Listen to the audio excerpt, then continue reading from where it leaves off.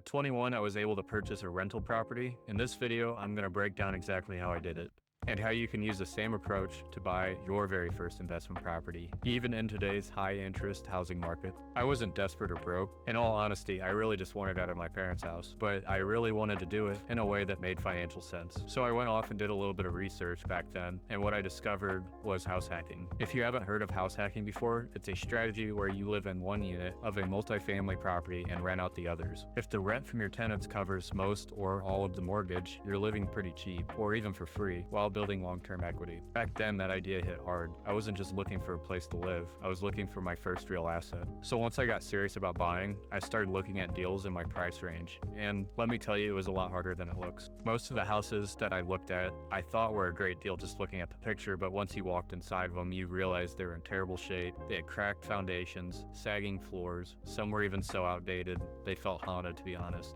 And yet they were asking over $200,000, which in all honesty does not sound like that much. And for my area, it's pretty cheap. But keep in mind, these houses needed over $100,000 worth of work done to them. And also keep in mind, this was back in 2021 and houses were a lot cheaper back then. This is the point where I started to feel a little bit over my head, to be honest. What I ended up realizing is you should probably know your numbers before you even walk into a property. So these are the steps to do basic deal analysis. The first thing I'd be trying to figure out is your expected rent. So applications I use is either Zillow or Rentometer. Another thing you could try and do is call up local landlords and ask them what they charge for rent, but I can't guarantee this works because a lot of the time it doesn't. I don't know why, but people get offended. I've never really thought about it before, but they could consider you local competition, which you kind of are. So it might just actually end up being that they're not trying to compete with you in rental prices. So the next thing I would try and do is find a good free mortgage calculator. There are many sources on the internet, but the other things you should also factor in for are repairs, taxes, insurance, and vacancy, which the calculator I like to use is called Rental Calc. It's on the App Store and it was created by Chandler David Smith. He has a YouTube channel, so be sure to look him up. When I was first starting out, his channel really helped me out. So in my journey of finding an off-market deal, eventually I found a deal through a tip. Someone mentioned an overgrown property no one was paying attention to.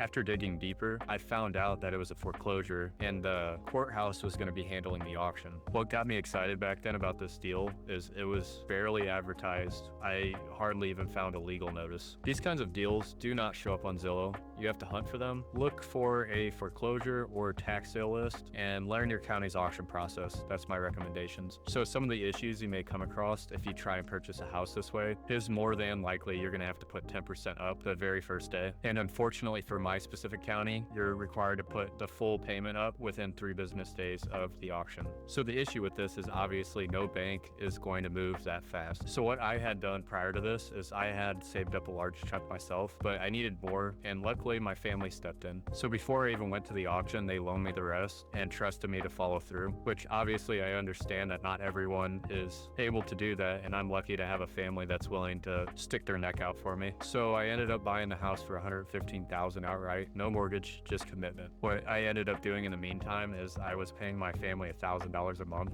until I was able to refinance it a few months later, and I ended up doing a cash out refi for the property for $150,000 at 3%. That ended up giving me enough to pay my family back, renovate both units, and on top of that I was able to keep a little cushion. But the point I'm trying to get at is since I lived in the unit, I got better loan terms. If you end up with an FHA, it'll let you buy up to 4 units with just 3.5% down and better rates than investor loans. So just a quick recap, I purchased a house for $115,000 outright. I ended up refining it for $150,000 at 3%. I ended up paying back the loan, and I had enough money afterwards to renovate both units. Current rents cover the mortgage, and it gives me some breathing room every month to save and invest. This is what house hacking looks like whenever it's done correctly. If you can, you want to try and buy low, refi smart, and let the property pay for itself. If you can end up finding a fixer-upper and you have the own skill and know-how to fix it yourself, you'll end up in a lot better position. Here are the 3 big lessons I personally learned. Save and invest early. Even if you're not sure what it's for, just start now. If you're going to invest in real estate, you really need to know your math. Emotions do not pay mortgages, and timing is everything. Always wait for the right deal. It's better to wait 6 months than to lose 60K. You really don't have to time the market. You just need to prepare and stay ready. You honestly do not need to be rich, just resourceful. In the next video, I'll break down more about tenant screening, maintenance, and what I do differently. Be sure to like or subscribe if you enjoyed the video. Thanks for watching.